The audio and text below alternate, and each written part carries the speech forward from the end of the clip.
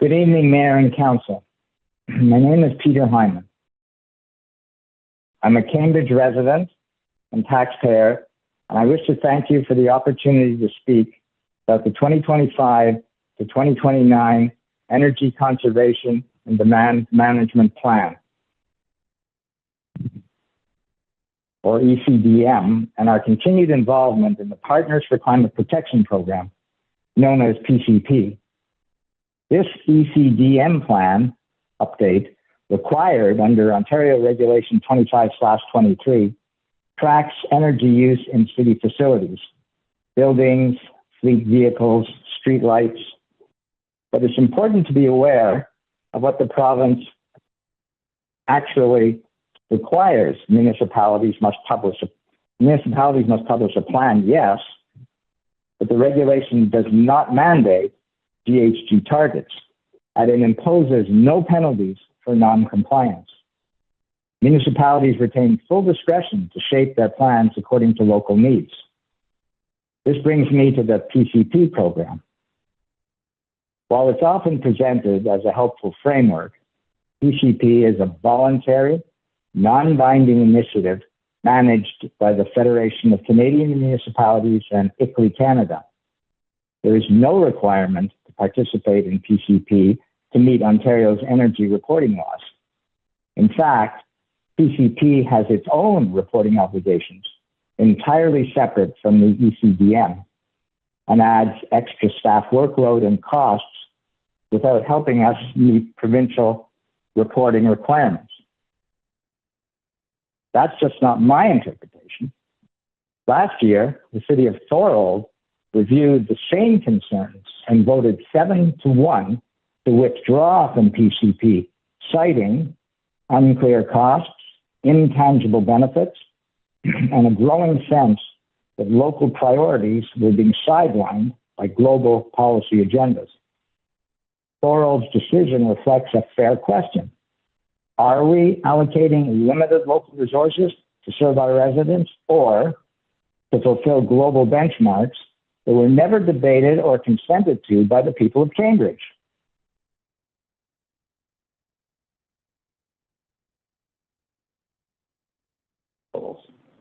Two very recent peer-reviewed studies provide helpful context. On March 21st, 2025, a study appeared in the Science and Climate Change Journal. It reviewed decades of data and found no clear evidence that current climate trends are an emergency. Another study from September 20th, 2024, in the journal Science, looked at 485 million years of climate history. It found that we are actually at a temperature low compared to much of that period. Now let's talk about impact. As you can see from the graph, Canada contributes only about 1.5% of global GHG output, and Cambridge's share is a tiny fraction of that. So Cambridge represents only about 0.005% of the global total. Meanwhile, countries like China produce 26% of global emissions and continue expanding coal power. Given that scale, I think it's fair to ask, will our local sacrifices, tens of millions in projected costs, make any meaningful difference globally? Now let's look at the costs. The 2025 to 2029 ECDM plan is estimated to cost $10 to $15 million, and the projected cost to 2050 may reach $40 to $60 million.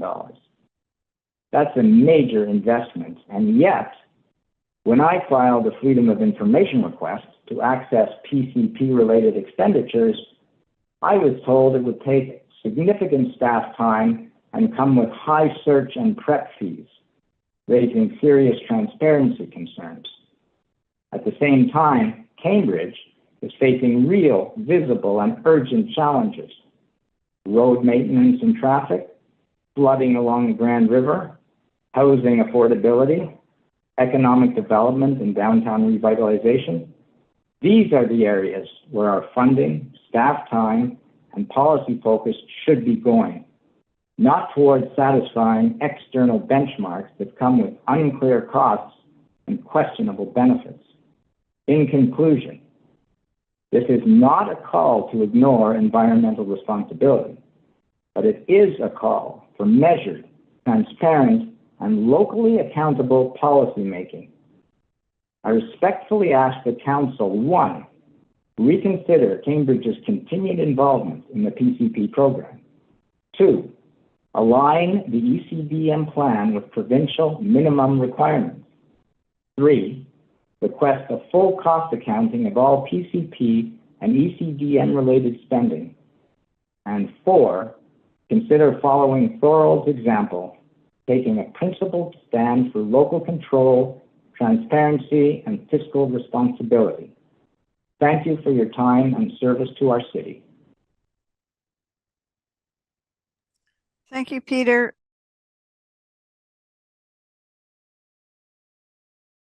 Councillor Schwery. Thank you, Mayor Leggett. So my comment is, I feel that we have to really be honest what the cost of these plans are to taxpayers.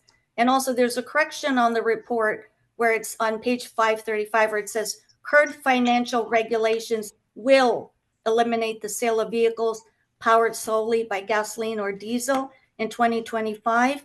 I believe that's not accurate. September 13, 2025, CBC had an article saying the federal regulation is under review. So it could be changed, strengthened, or eliminated. I just wanted to make that clear.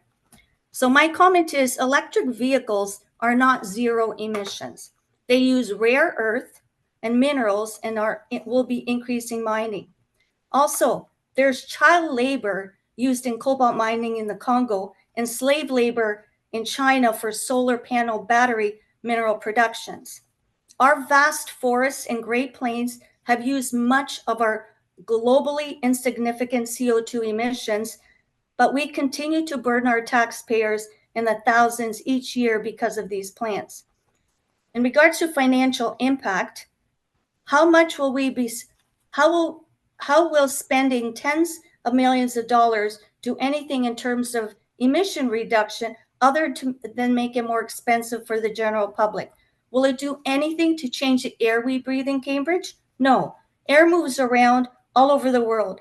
Taxing Cambridge residents while the culprits are China, India, the US, Africa, etc., does nothing. Also, electricity is expensive. Remember the fad that tricked homeowners way back into buying homes with electric baseboard heaters, saying it will save on electricity because you only heat the room you are in? Well, that was false. In the executive summary, it is stated on page 453, if the global trajectory continues, scientists estimate that the global temperatures could rise by 4 to 6 degrees Celsius in this century. But you will find other scientists that will say different. And since the beginning of time, the temperatures rose and then fell. So who is right? On page 454, it stated that the reduction from anticipated changes to the electricity grid will not even achieve the city's reduction target. And the city will need to implement additional measures. And then the next paragraph, you talk about the procurement of carbon offsets, such as solar farms. I think we should let the taxpayers know that these farms are very expensive, and they also disrupt wildlife. And then to minimize the necessity to purchase offsets, the city will need to be have further ambitious actions to reduce energy use within city facilities, services, equipment, and vehicles. Then my question would be, if that doesn't work to the satisfaction, what is next? Additional taxes on people and restrictions? To me, this is kind of sounding scary. So in Canada alone, net zero is estimated to cost us from 3 to 4 to 5.2 trillion dollars, or $325,000 per household for a perceived benefit.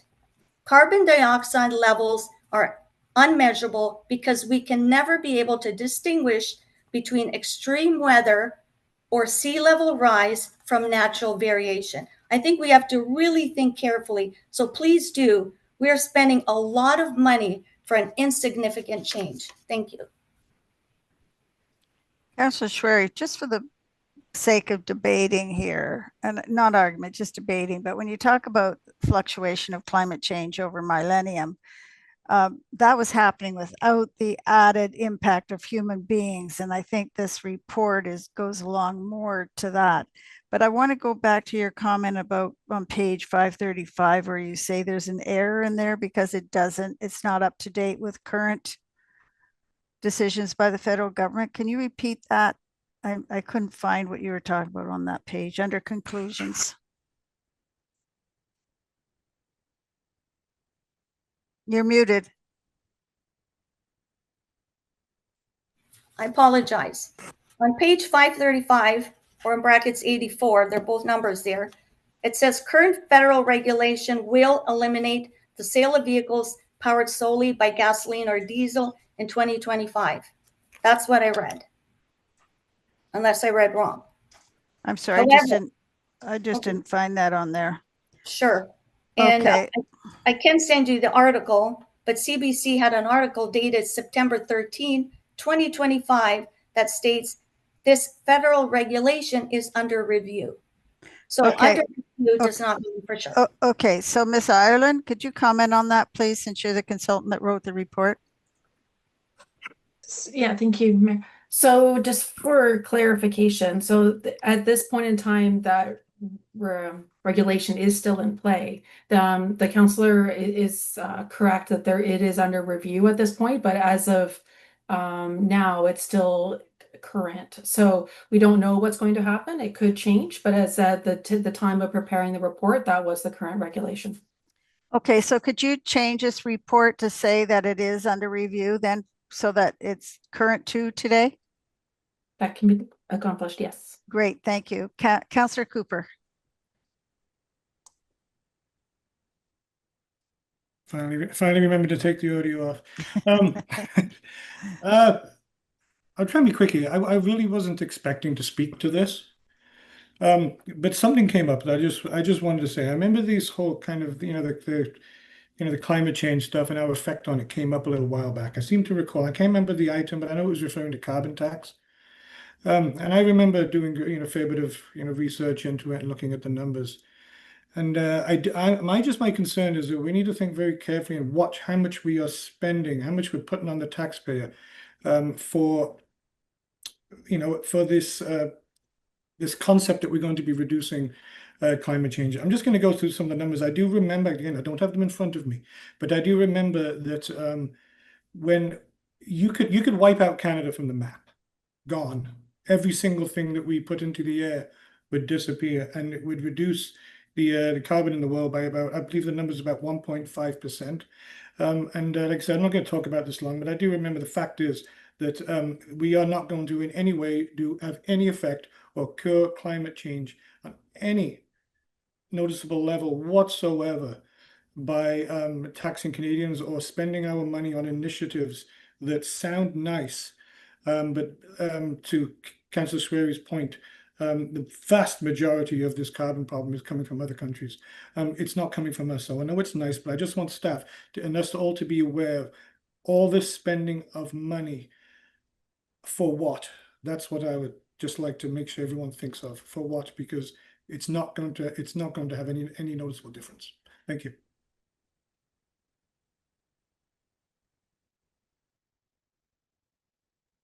Councillor Mehta. Well, thank you, Mayor Jan. Through you, I do appreciate all the work that's gone into this report. And Canada's come a long way over the years. Back when I lived in Hamilton, for example, I remember going down the escarpment and not being able to see the city and the lake. And now, the visibility is greatly improved because the air quality has improved. And that's the same for all of Southwestern Ontario. So anyways, I appreciate what we're trying to do here, but a major concern that I've got is the cost, and that even after spending all this money, we still may not be where we want to be. And, I listen to what my constituents are asking for on a regular basis, as we all do. And what I've been hearing lately is they have a lot of needs that they don't feel are being met. And this is not one of them. Even though they agree it's an important issue, I've heard about some of the services that they want to see improvement and that not enough is being spent there. And from my perspective, I'm just wondering if we should reevaluate some things and shift priorities if that's what the residents are asking.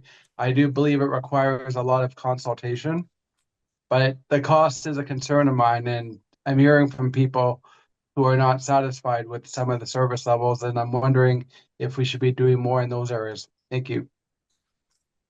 So I will say that the motion is just to receive the report and that to consider the resources required for specific initiatives through future budget cycles. So we're not deciding today to spend money on anything in particular here. Councillor Hamilton?